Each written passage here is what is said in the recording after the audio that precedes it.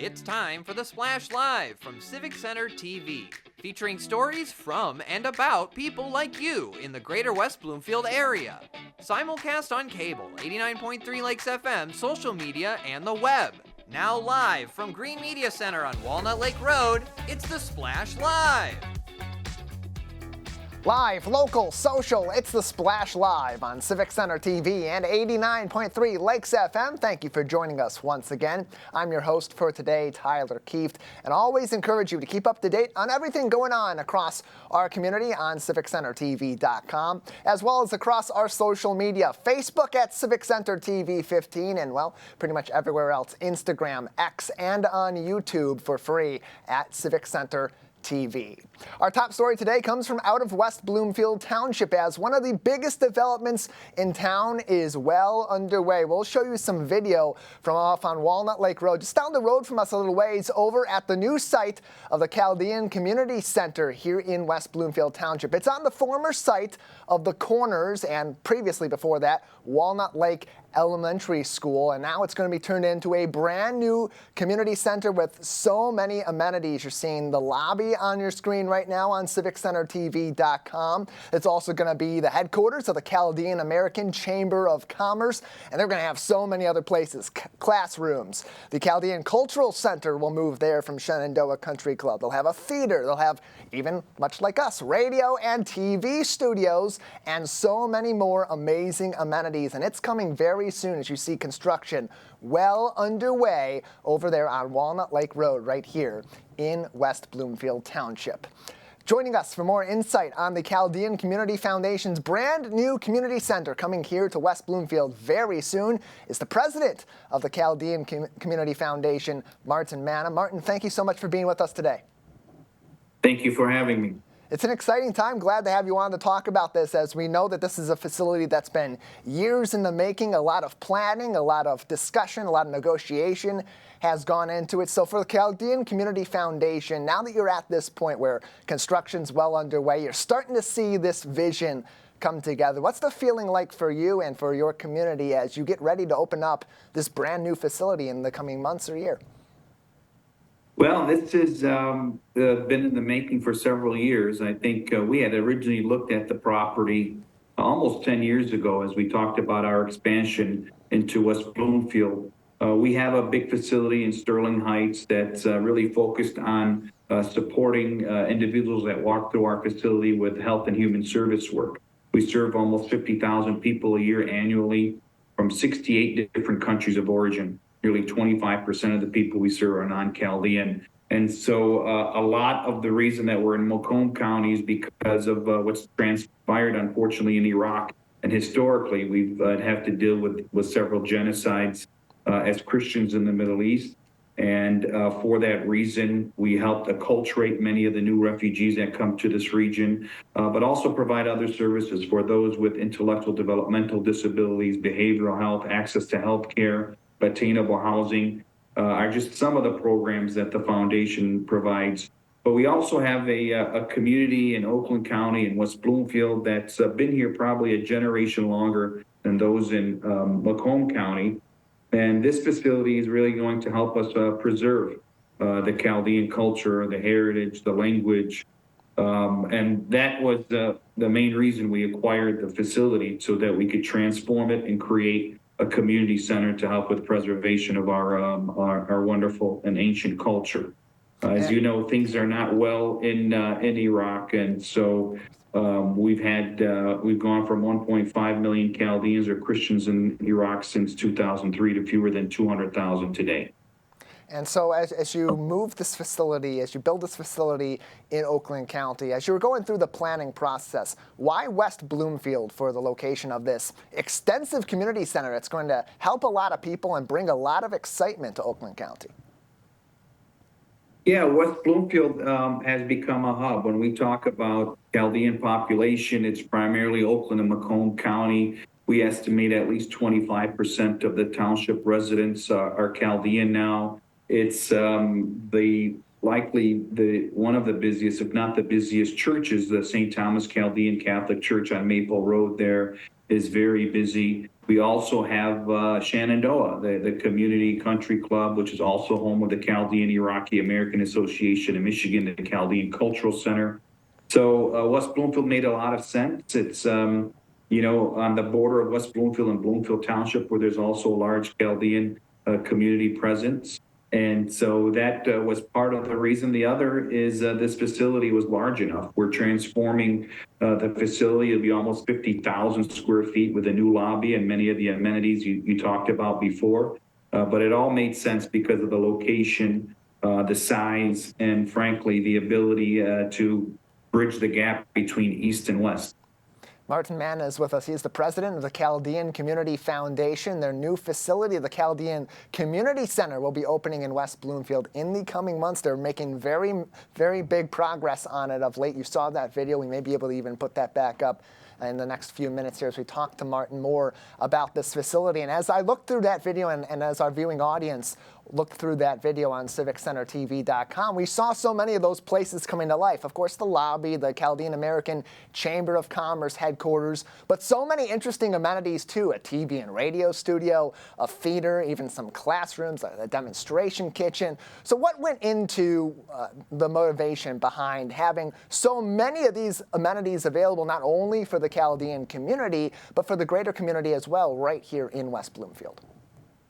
Yeah, so part of the planning process was really focused on the Chaldean American Chamber of Commerce, who was launched in 2003. Today, it really has become the voice of the Chaldean community. And we have more than 1,000 members with some 5,000 locations. Some 35% of our members for the Chamber are non-Chaldean. And so we needed to expand our space. This will give us the opportunity to host events at the facility, a lot of meeting space. But then the other portion of this was preservation. Since 2014, I think we've seen an exodus, accelerated exodus of Christians from Iraq and the Chaldean community because of ISIS and the genocide they committed against Chaldeans, other Christians, and the Yazidis. And we knew that we had to do what we could to help preserve our unique language, our Aramaic language, and also our historic church manuscripts. So within the facility, there'll be a library that's doing just that. Whatever we could save coming out of Mosul and other parts of Iraq, these historic manuscripts. I mean, we've been Christians since 45 AD through St. Thomas. Some of these are dating back to the 1st century. Whatever we were able to take from Iraq and digitize, we're trying to do that to preserve, again, our unique and rich church history, our language, and many other aspects of our culture. And so that was a big component of this.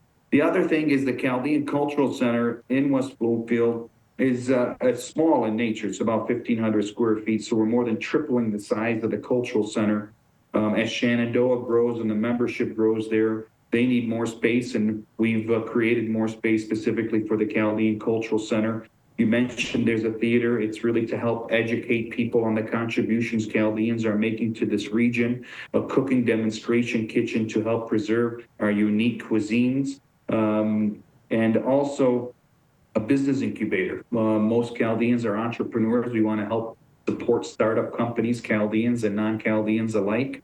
And so there's many different amenities. Again, the location is perfect. The fact that we have space, and we have wonderful donors that have been able to support this initiative and the renovation of this building that's been around for about 100 years. Martin Manna is with us, the president of the Chaldean Community Foundation. Their exciting new facility, their community center, set to open very soon here in West Bloomfield. They're making a lot of progress on it as we speak, and we're talking to them about it on today's program. Martin, before we let you go, you mentioned building this community and helping to bridge the knowledge gaps that maybe people have about our Chaldean community, about the turmoil that's been happening over the last several years in Iraq and how that affects people right here in our local area. So as this facility comes along and eventually opens here in West Bloomfield, what do you hope that the extended public outside of the Chaldean community can take away from the experiences they have at this new community center to help them get to better know one of the largest populations we have here in Oakland County?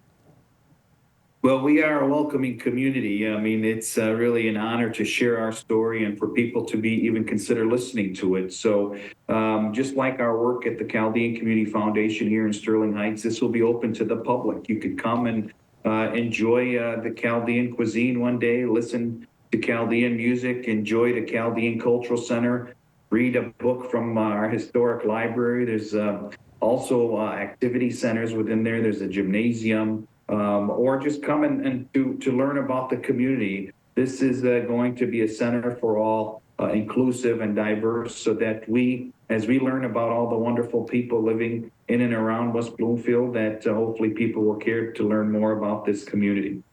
More information can be found on the Chaldean Community Foundation on chaldeanfoundation.org. You can also find them on Facebook, including that video showing the progress over at their West Bloomfield facility, the future home of the Chaldean Community Center here in Oakland County. Facebook.com/Chaldean Foundation. Martin, thank you so much for your time today. Pleasure being on. Thank you for having me. Absolutely. We're glad to have you on. We're excited to have the Chaldean Community Foundation open this incredible new facility in West Bloomfield. Again, Chaldean Foundation on Facebook. We got the link on the bottom of your screen as you're watching us on CivicCenterTV.com, also on demand on CivicCenterTV.com. Highly encourage you, if you didn't see that video early on in our program, rewind this episode, find it on their Facebook page. It's a really cool facility. Can't wait to see the progress they make in the coming months as they move that facility forward and start an exciting new era here in our community in West Bloomfield.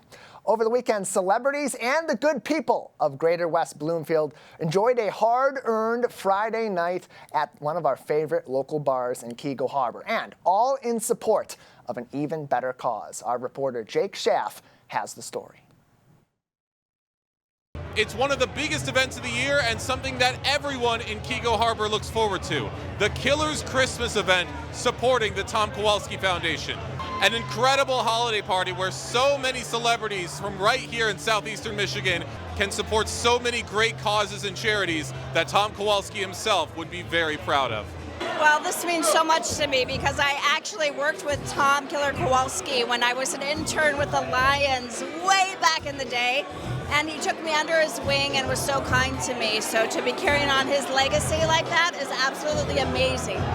He was such a good role model, and he was so, I don't know what the word for is, just pure, you know? He wasn't looking for any kind of anything at all except for to be a helpful mentor.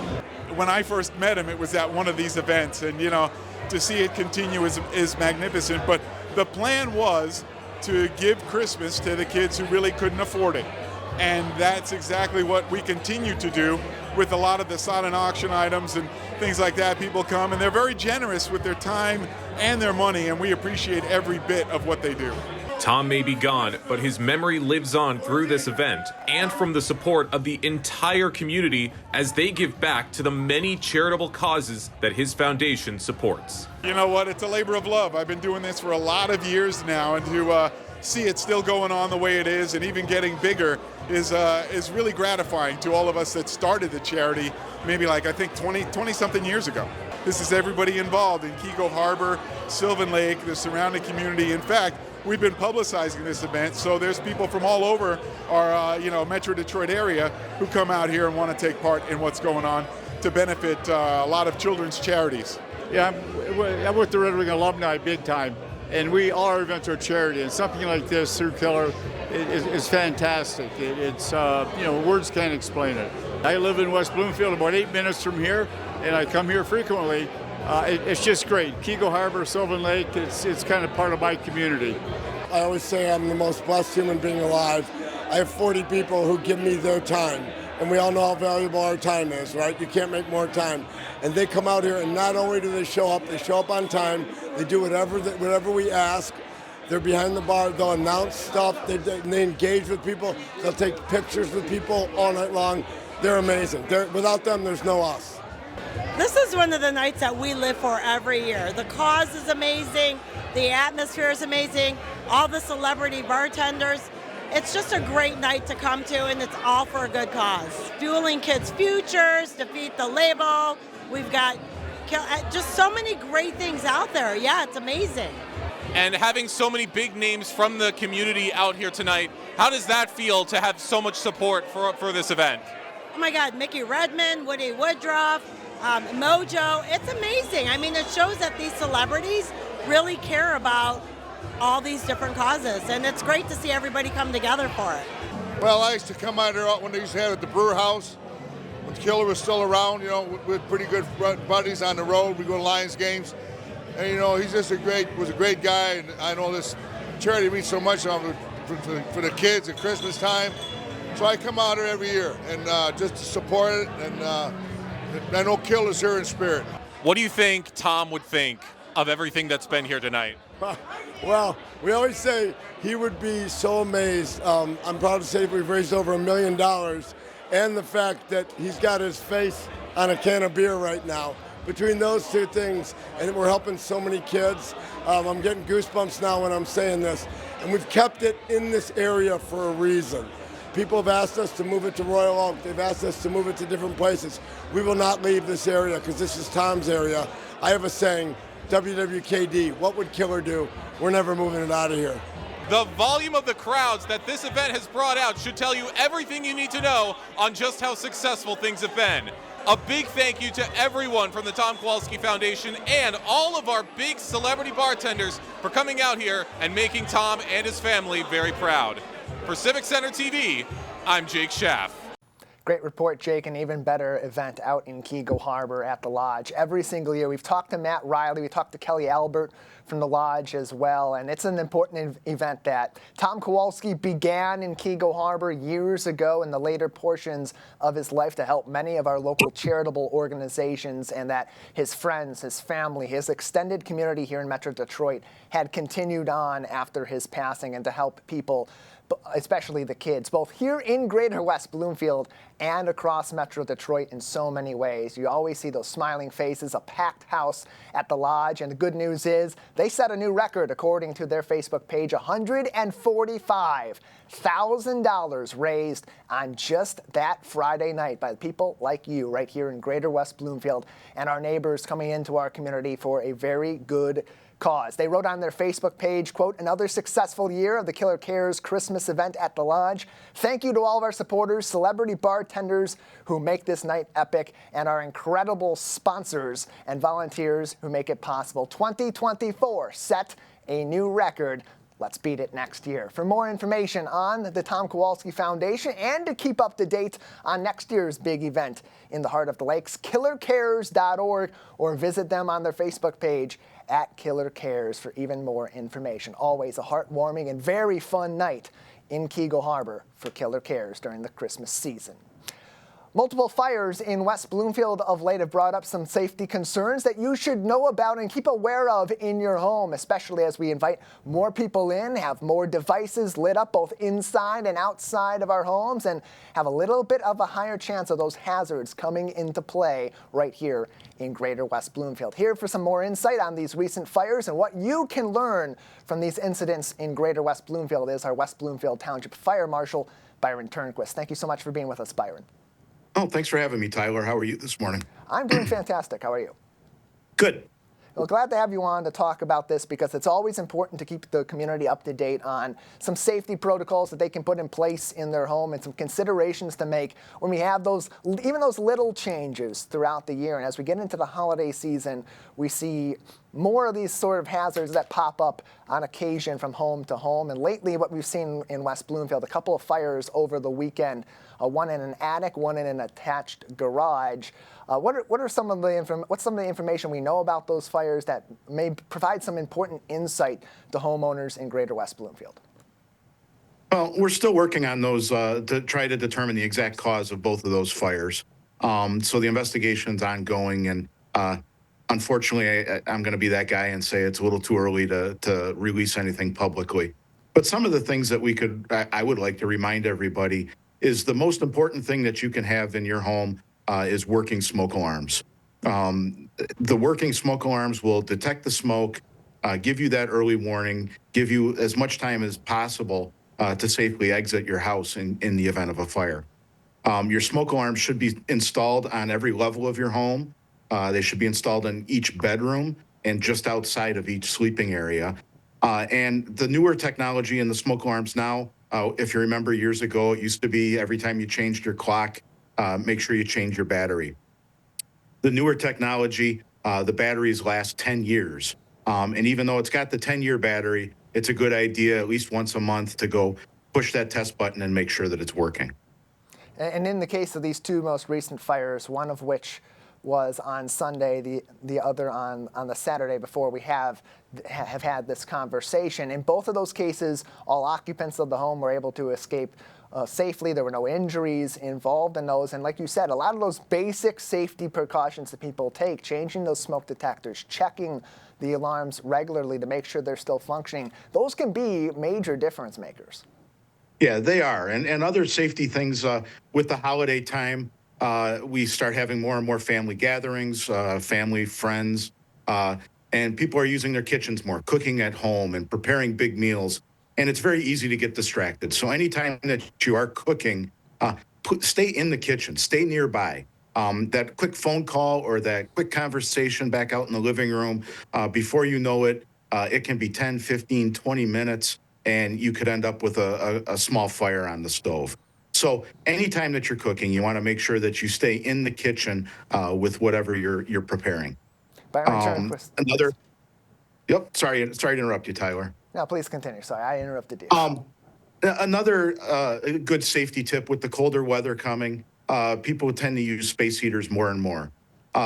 If you're going to use a space heater in your home, you want to make sure that you plug it directly into an outlet, not into a power strip and not into an extension cord, but directly into an outlet.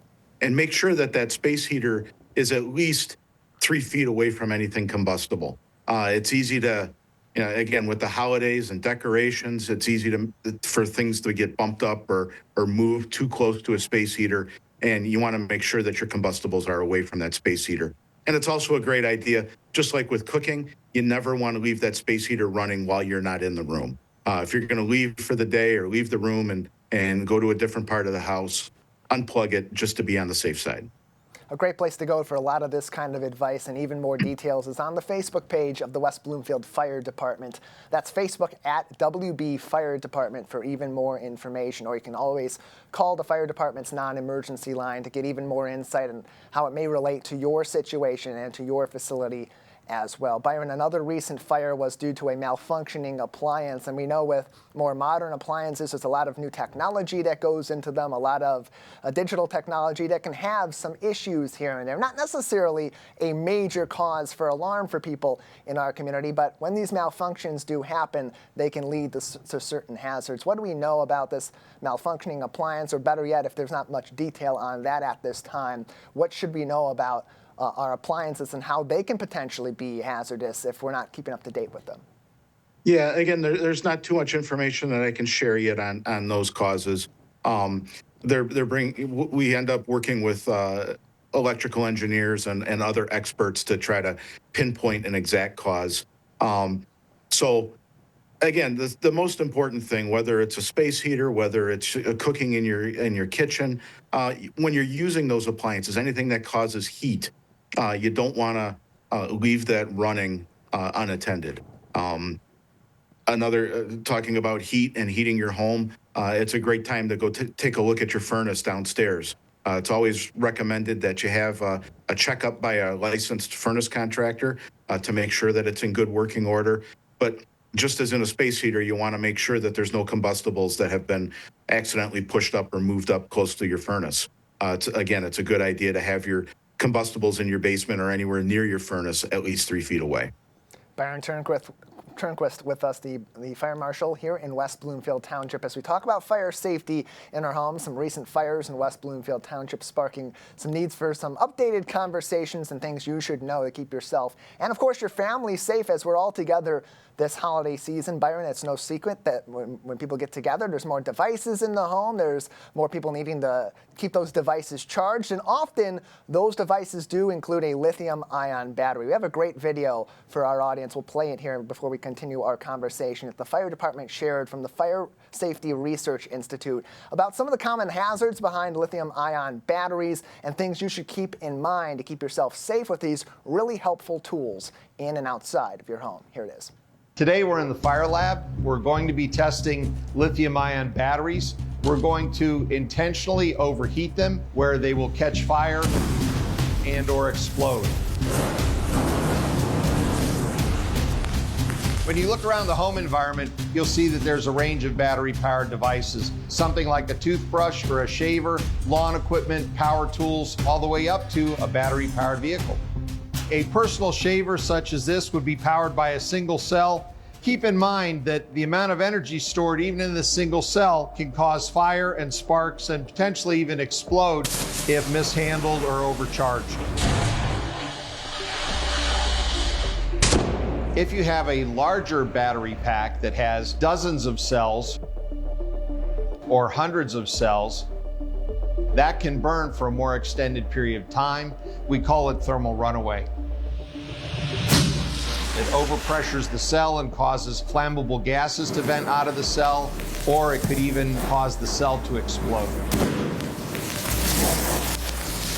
To help people understand what to do and how to handle batteries safely, FSRI has developed the Take Charge campaign. The key things for people to take away from this are buy certified products, make sure that they follow the manufacturer's guidance in the charging, use, and recycling of those products. We need people to keep in mind that batteries are in products and devices they use every day, and that appropriate handling and charging of those devices will prevent fires and keep them fire safe.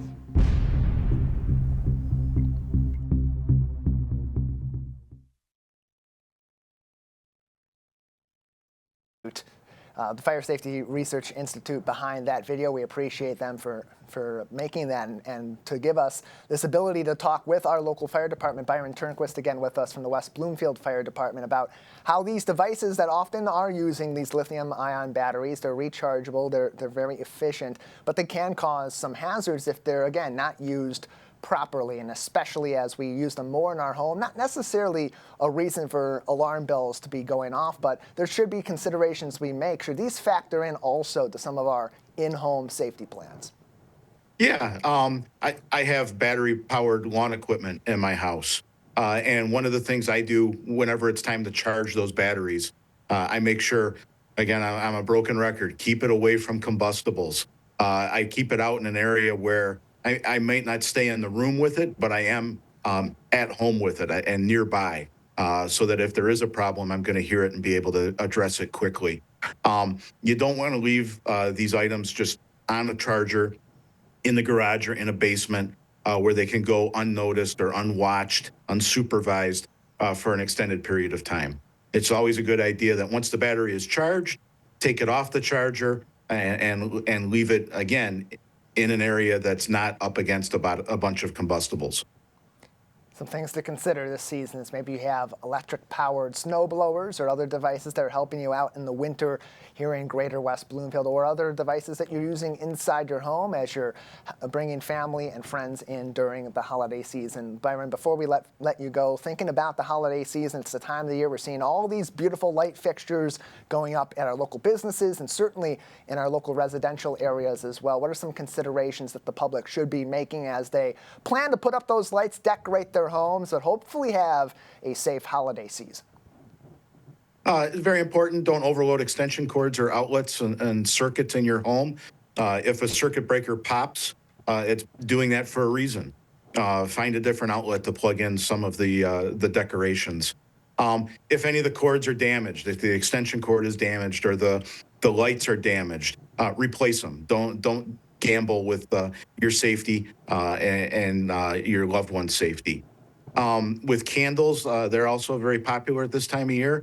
Make sure that, again, they're away from combustible materials and never leave them burning in a room unattended. It's best to keep them in a glass container and away from combustible materials. And keep an eye on them because you never know when there just can be a problem with the candle or the wax. there's something you need to know that's fire safety related, that will be on the Facebook page of the West Bloomfield Fire Department on Facebook at WB Fire Department for even more information, safety tips all throughout the holiday season and at various points all throughout the year to keep you up to date, keep your home, your office, and every other place you're going across our community safe all year round. Byron, thank you so much for your time. Anything else we should be keeping in mind at this moment? We have seen a rise of the family handyman doing projects at home in their house, having issues. If you're going to replace an outlet or replace a light fixture, take that extra minute, isolate that circuit, make sure that the circuit breaker is turned off, do the repair, make the change that you're going to do, get everything back to normal, and then turn the circuit breaker back on. Avoids the risk of fire and electric shock. So we want everybody to be safe while you're working on projects at home. Byron, thank you so much for your insight today, and this, as always, very sage advice as we head into a busy part of the year and people may be not paying as much attention to these different areas of their home. Could be a big difference maker if they take that little bit of extra time. Thank you so much. Thanks for having me, Tyler. Facebook.com/WB Fire Department is the place to go for even more information and updates all throughout the holiday season and beyond. Here in Greater West Bloomfield, as we're maybe going out doing our shopping for our holiday gifts for you and yours, maybe consider also helping some other people out, including neighbors who may be in need right here in our community that you may not even know about. You can do that through individual donations to organizations like Hospitality House, who this time of the year shifts to Holiday House. Joining us for more information on their Holiday House fundraiser during this season is Susan Erspalmer, the Executive Director of Holiday House Food Pantry on the Splash Live. Susan, thank you so much for being with us today. Thank you so much for having me here. Happy to have you on to talk about your Holiday House initiative, seeking donations for your annual event that happens around the holidays each and every year. Now, this differs a little bit from what you do day to day, collecting non-perishable food items to provide to those in need in Greater West Bloomfield and beyond. What is the Holiday House fundraiser? How does that differ from what you're traditionally trying to get donated from the public? Yeah, at our Holiday House that we have here annually, it's for our clients that we have at the pantry, and our clients that have children under the age of 18, we give them each a $25 gift card so they can go out shopping for their child. We give them hats and mittens, and a complete meal box for Christmas dinner that they can have with their family. So it's something we do every year here. The families enjoy coming in. We set up toys around the room to have a toy raffle so the parents can look at the different toys that they think their children might be interested in, all the way from young to teenage, put a raffle ticket and win those as well. So they'll leave with gift cards, a meal, and a chance to win more. And it's putting a lot together for people that are in need of these items at this time of the year, or even are just in a position where these kinds of care packages from their own community can really be the difference maker between their holiday being happy and being about what we think the holidays are all about, or being a struggle for them. So as you're putting this together, as you're looking to put these different packages together for your Hospitality House clients, what are you looking for in terms of donations from the general public? You went out there a little bit, but what we're looking for from the general public, is that what you asked me for? Yes. Yeah, we're looking for support. So all the way from donations so that we can purchase these gift cards and hats, mittens, gloves, all of those types of items, as well as volunteering. Hospitality House exists because of our volunteers. So we're very volunteer driven. So between the support of donating hats, toys, cash donations, of course, are always wanted, and volunteers.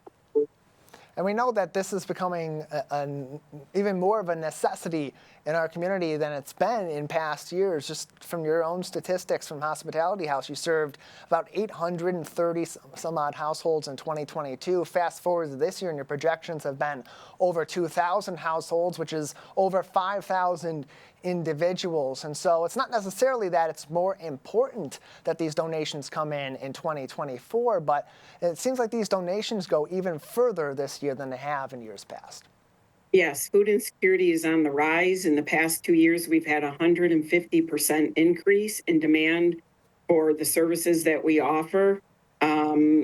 So yeah, the need this year, we want everybody to have a good holiday season.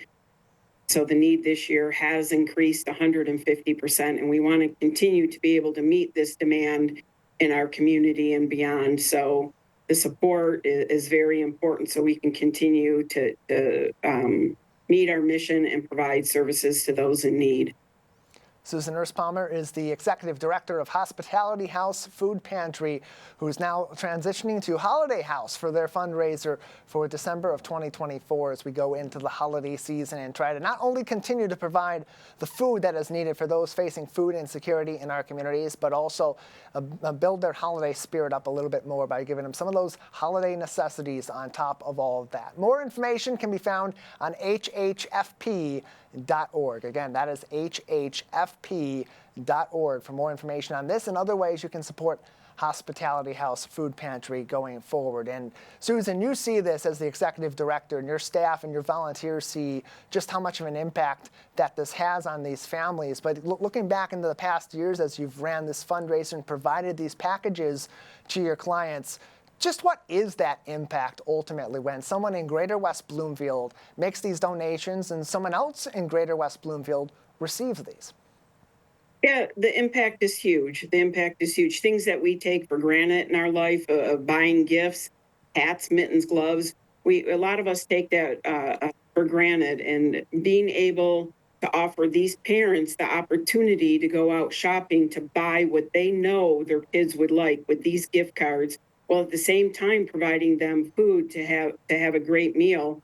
It's staggering, the impact. What we hear from parents and caregivers, and then ultimately the children, is how it made a happy December for them for whatever holiday that they're celebrating.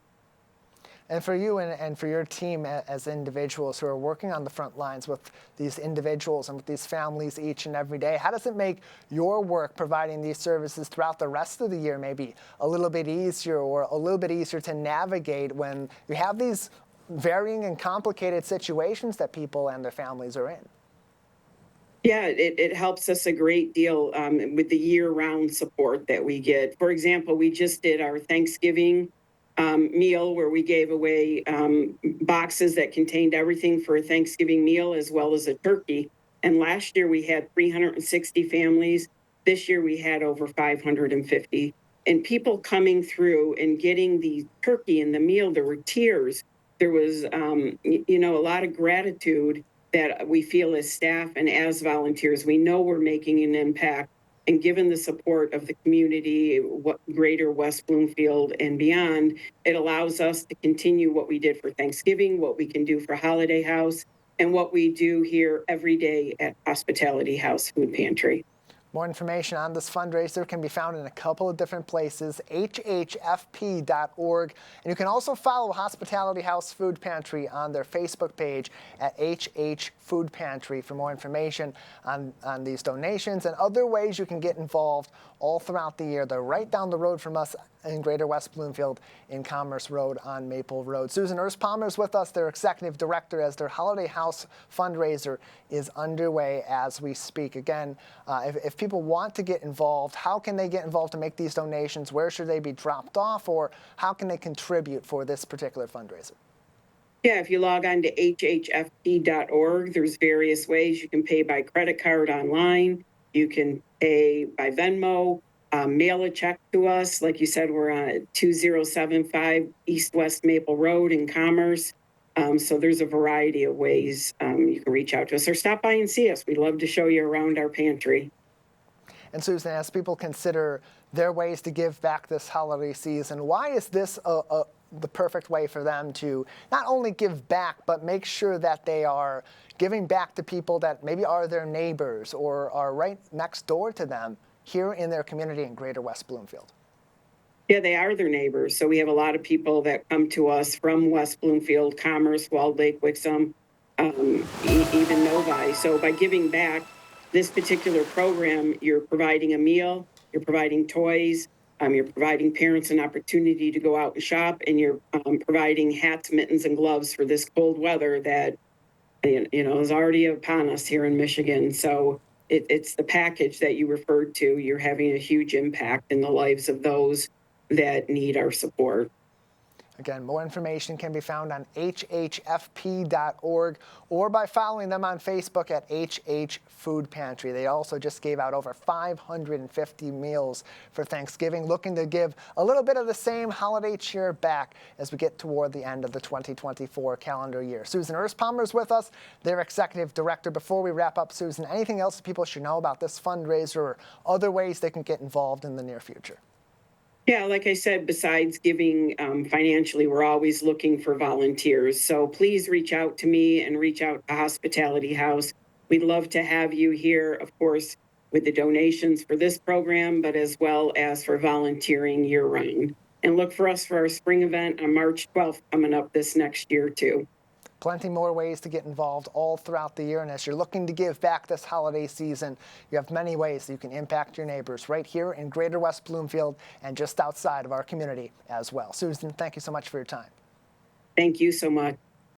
Always glad to talk to Susan and to others in our community who are leading the charge for giving during the holiday season. A great insight from her, and if you're just tuning in, you want to see that full conversation, of course, head on over to our website, civiccentertv.com, or find us on YouTube at Civic Center TV to watch that back on demand, and of course, to share it with the community as well. We'll take a break on the Splash Live. Plenty more coming up to talk about, including a little bit on the sports side and a little bit on the business side, getting your kids involved and bringing their dreams into full-on ideas that can maybe even be their own business. Live, local, social. It's the Splash Live on Civic Center TV and 89.3 Lakes FM. We'll be right back with the Splash Live. Find local municipal meetings at our program schedule on civiccentertv.com. Find when your meetings air live or when they're replaying on our Civic Center TV live stream. Find it all at civiccentertv.com and click schedule at the top of the screen. I'm an ex-drug dealer, and I'll be your sub today.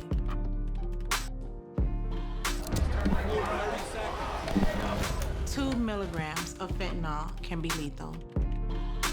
A lethal dose is in here. Who gets it, I won't know. It's cheap, it's potent, and it's profitable. The sad reality is, fentanyl is being mixed into everything now. More kitchen now. Hi, I'm Chris Fry, Park Superintendent, West Bloomfield Parks. Congratulations, Civic Center TV, on 1 million views on YouTube. Thank you for all you do in the community, and thank you for having me on The Splash throughout the season to talk about activities out in the parks. Chris Fry, proud to be 1 in a million.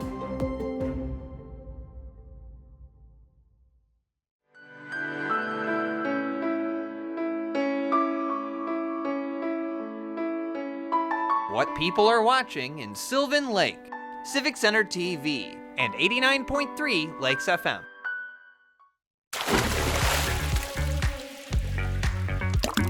And now, back to the Splash, live.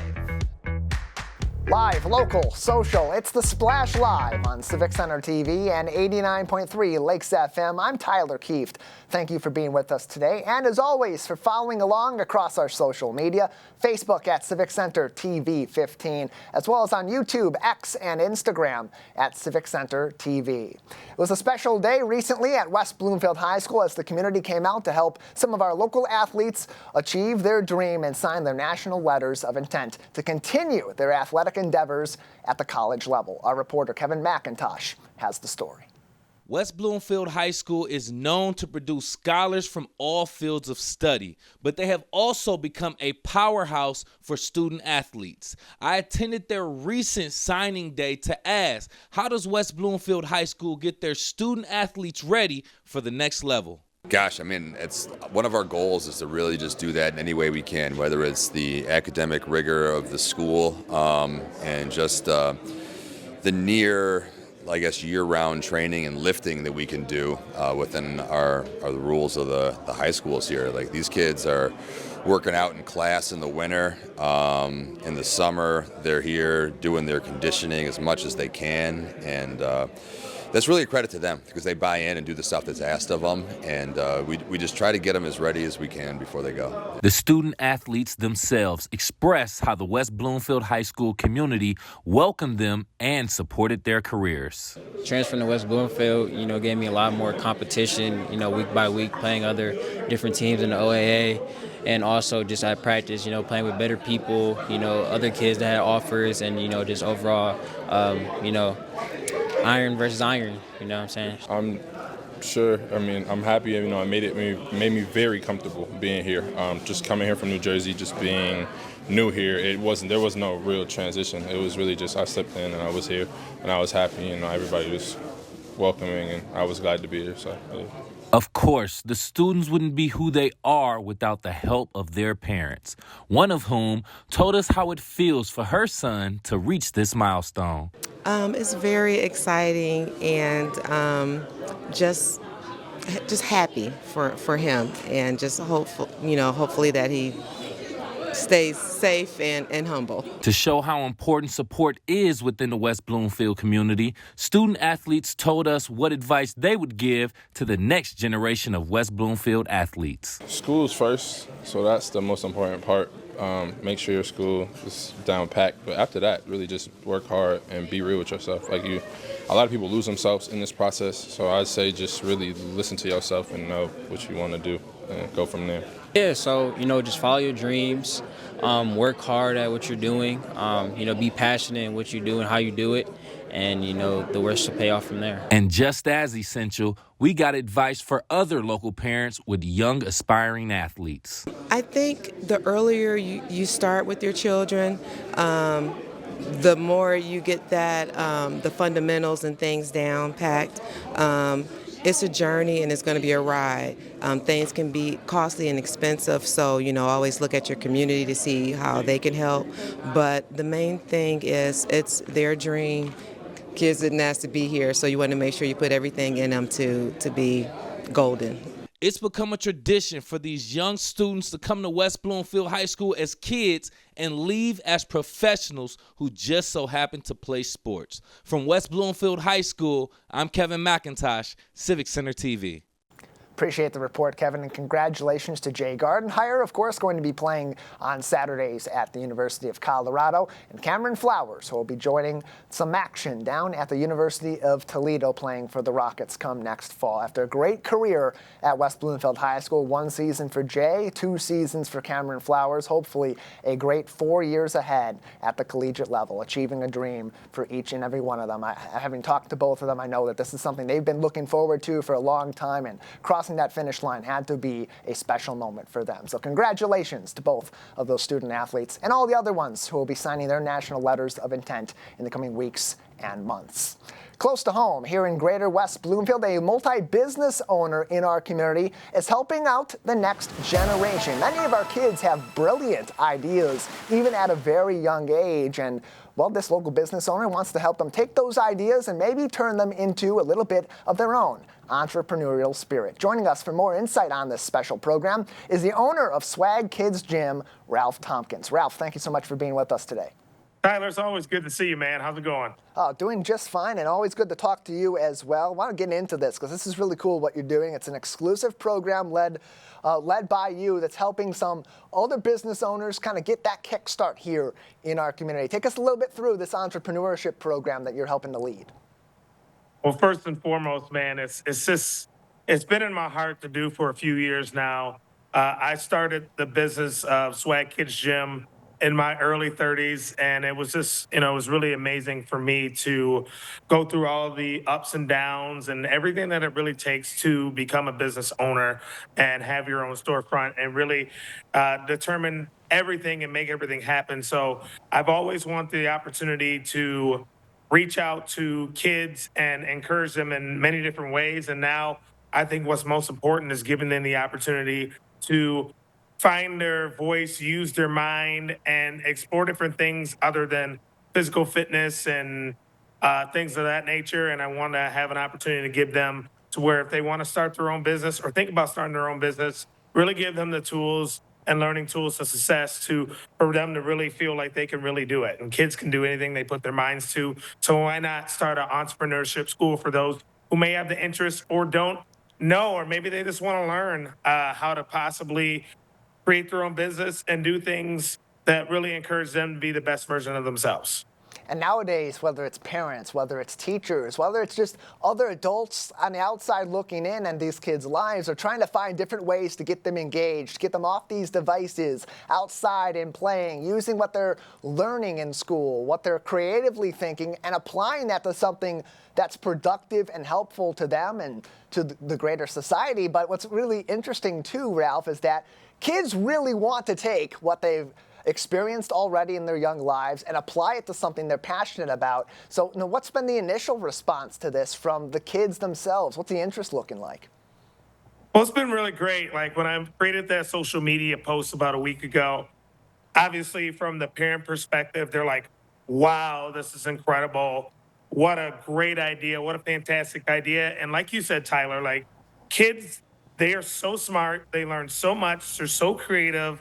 So the avenue that we wish to create for this is to pull all of that into one pot. Like, let's use that intelligence, let's use your creativity, and let's put it in a structured setting to where it can be easy to information that they get is easy to understand, and they can really put some real great usage into like, hey, let's learn about what entrepreneurship is, what it takes, the difficulties that you're going to have, the opportunities to mitigate some of the difficulties. And then the cool part about this program, Tyler, is that they're going to actually get the opportunity to put it in play. Like, hey, they get to create their business name. We're going to create a workshop where they can actually sell their products and ideas. So they have that real life experience of where like, hey, like I've created my business. Now what's next? What's next is developing the business. And then once it's developed, I want to put it in front of people and actually have them sell it. So the parents and the kids they're really been really great response for us because again, they understand what it takes as far as the process of creating their own business, but then they actually get an opportunity. And Swag is all about creating opportunities for kids to do anything that they put their minds to and their bodies to. This is just an extension of the original vision. And we're just super excited to have the Young Entrepreneur Program launched in 2025. Ralph Tompkins joins us on the Splash Live, a local entrepreneur that you know from his time developing and growing Swag Kids Gym right here in the greater West Bloomfield community, now running an entrepreneurship program to help kids take on some of those same challenges and conquer them like they conquer their challenges in his gym each and every day. And Ralph, combining those two together is kind of a passion project for you, but how can you connect what you do day by day with these younger kids in Swag Kids Gym and ultimately still apply those principles to something a little bit more intricate like this in growing a business for kids of a variety of different ages? Yeah, well, the great opportunity and challenge for that, Tyler, is this, again, similar to how we do all of our programs, we'll make sure that these kids have the basic understanding of what entrepreneurship is. So we'll have brainstorming sessions. So again, it's very similar in terms of what we do at Swag.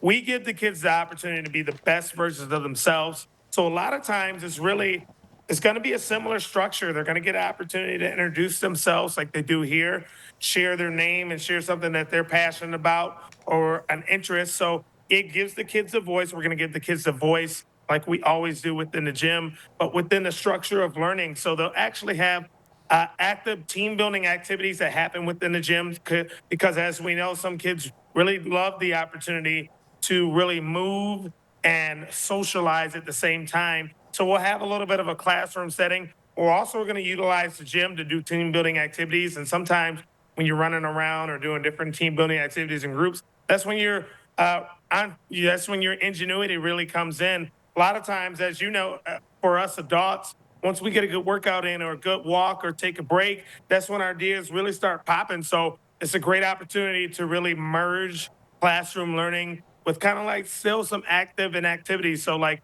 again, this entrepreneurship program is going to be something like people have never seen before. But again, they're going to get the opportunity to get taught at their level, not above it. And we're going to teach to the lowest common denominator of kids. We're going to build confidence in them. And then they're going to get the opportunity to showcase everything that they learn and put it in an active learning style. So it's going to be on the display with the expo where they're going to be able to sell their products and sell their ideas and sell their business. And they're going to get to learn in real time what these things are and get rewarded for the work that they put in, which is at the end of the day, every parent wants that for their kids.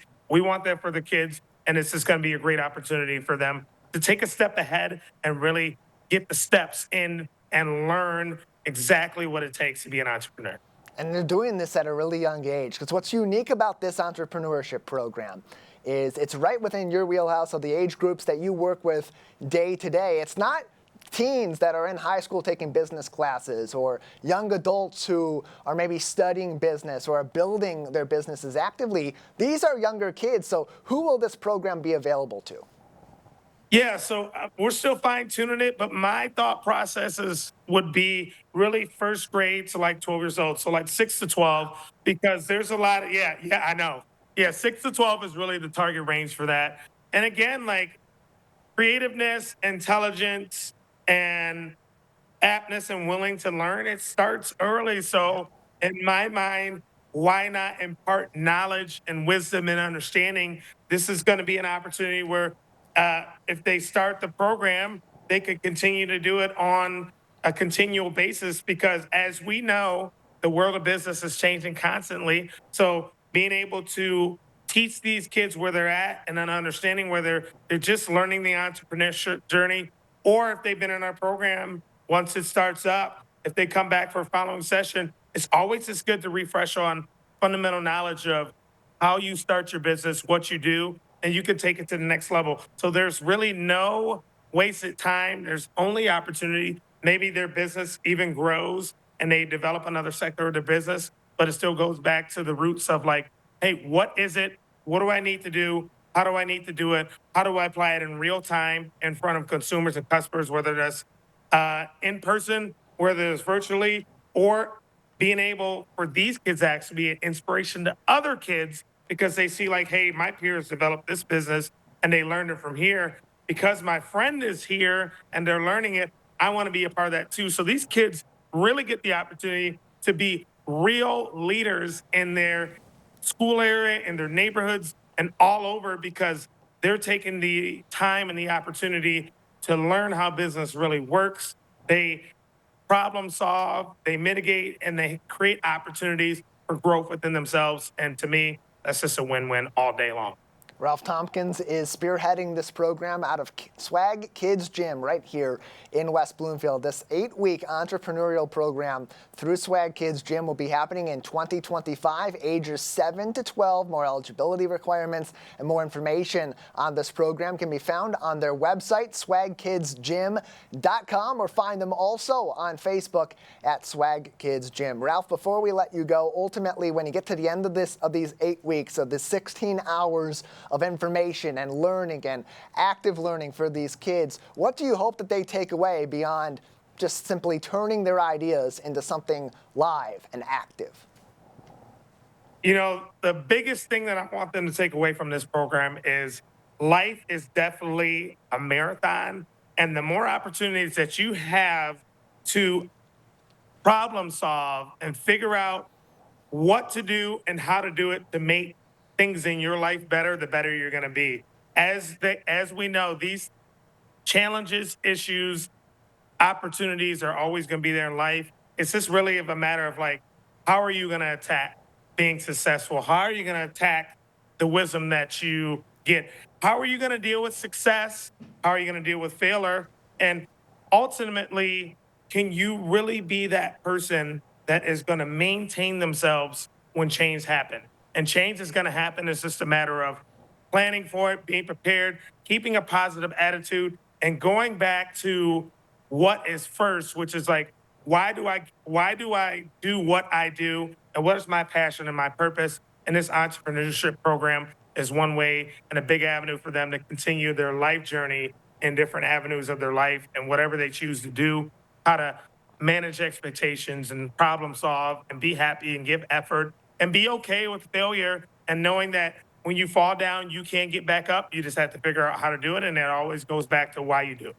It's creative, it's fun, it's using ingenuity. It's all those skills that you're learning in the classroom that you're learning out in life as you're playing with friends and growing up, and it's going to help to extend out to so many areas of their lives going forward. Ralph, thank you so much for giving us insight on this incredible program you got coming in 2025.